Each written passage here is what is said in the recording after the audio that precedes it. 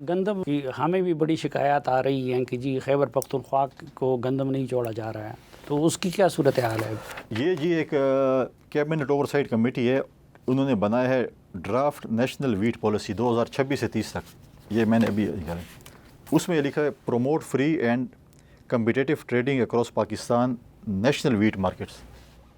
اب یہ رپورٹ بنی ہے، پتہ نہیں کتنے صفحے کی، مجھے 30 صفحوں کی. اس پہ بیٹھے ہوں گے، میٹنگ کی ہوگی، چیزیں کی ہوں گی، پورا بن گیا ہے.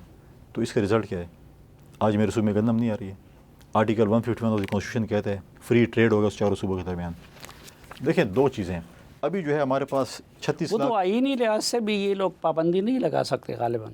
آئین میں لکھا ہوا ہے کہ فری ٹریڈ. ہاں، اچھا اب بات ہے کہ ہمارے پاس 36,75,000 میٹرک ٹن گندم شارٹ ہے.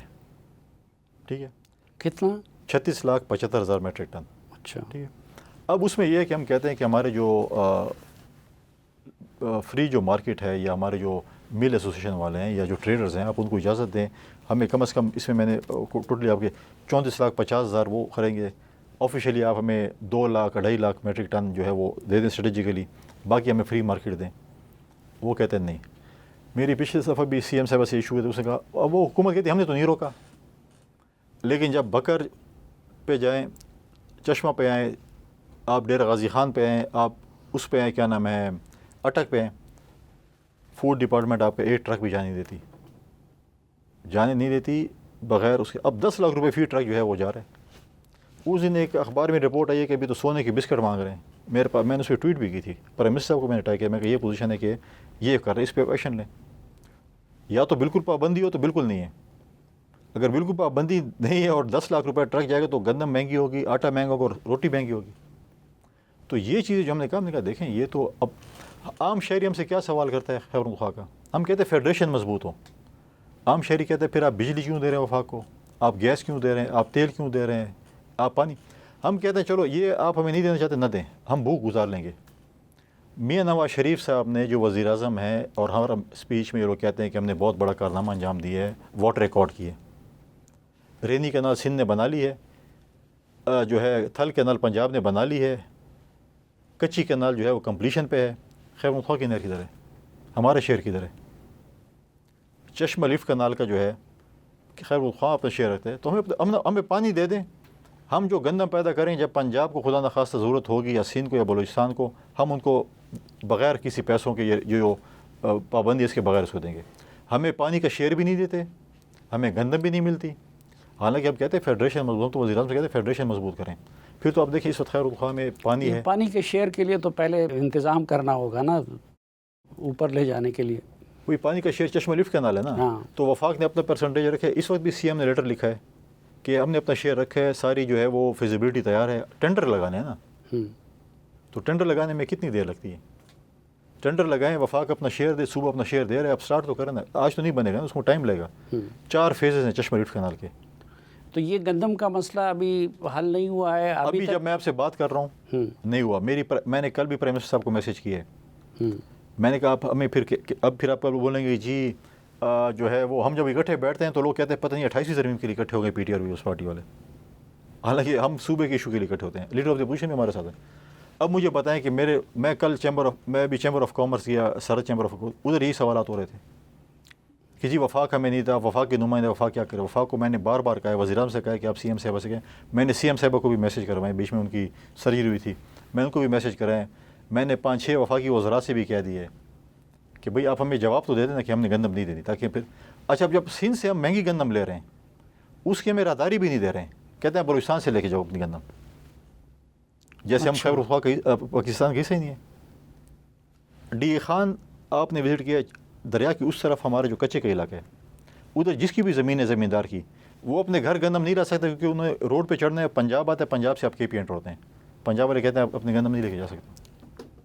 پھر آپ بتائیں کہ مطلب ہے کہ اس وقت ہمارے صوبے میں پانی بھی ہے، بجلی بھی ہے، گیس بھی ہے، تیل بھی ہے، معدنیات بھی ہے، سب کچھ ہمارے پاس ہے. اور ہم ریاست کو دینا بھی چاہتے ہیں، ریاست کو دے بھی رہے ہیں. اور ہم جب ہم گندم کا جب ایشو آتا ہے تو ہمیں سارے جو نہیں، تو آپ لیڈر آف دا اپوزیشن جن کا تعلق مسلم لیگ نون سے ہے، ٹھیک، وزیر اعلیٰ صاحب اور پھر باقی جماعتیں آپ سب اکٹھے ہو گئے تھے اور سب کے اکٹھے یہ ڈیمانڈز تھے، پھر آپ کی پرسنل اتنی ایفرٹس، اس کے باوجود بھی اگر یہ مسئلہ حل نہیں ہو رہا تو آپشن کیا رہ جاتا ہے آپ کے پاس؟ آپشن ہے مسئلہ حل بھی ہو جائے گا، لیکن اس صرف ہم فی الحال جانا نہیں چاہتے. ہم کہتے ہیں یار ہماری اتحادی حکومت ہے چیزیں. دیکھیں بہت ایشو بھائی مجھے بتائیں کہ ہم نے جب سی این جی پہ ہماری میٹنگ تھی اس وقت عید میں 1-2 دن رہ رہے تھے، اس اگلے دن آخری ورکنگ ڈے تھا یا نہیں تھا ایسے تھا.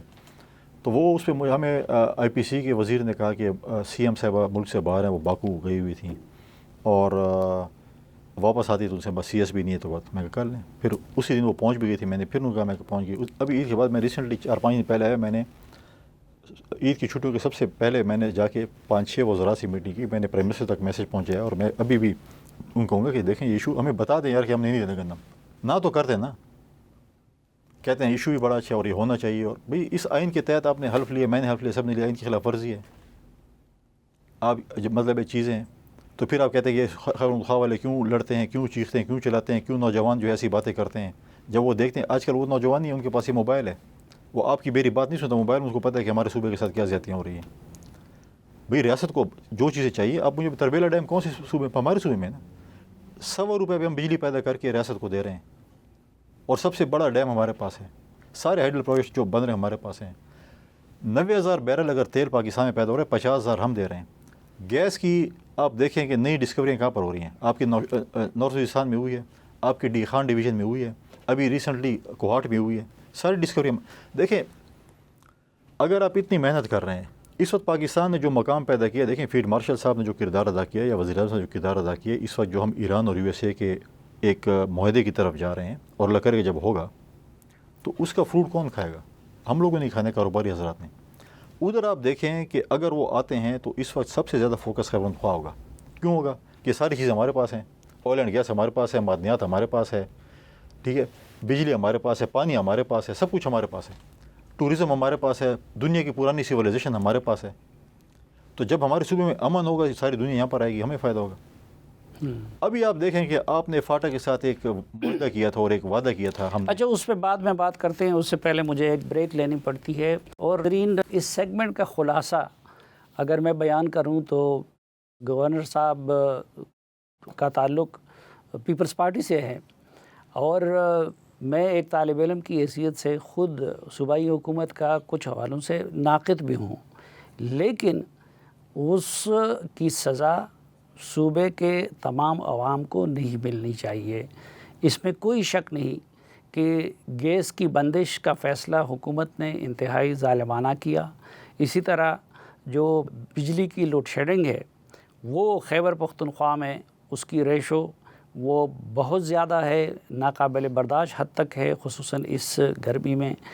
پھر وہاں پہ جو گندم کا معاملہ ہے تو وہ تو سراسر آئین کی خلاف ورزی ہو رہی ہے کہ پنجاب سے گندم کو ادھر نہیں چھوڑا جا رہا ہے.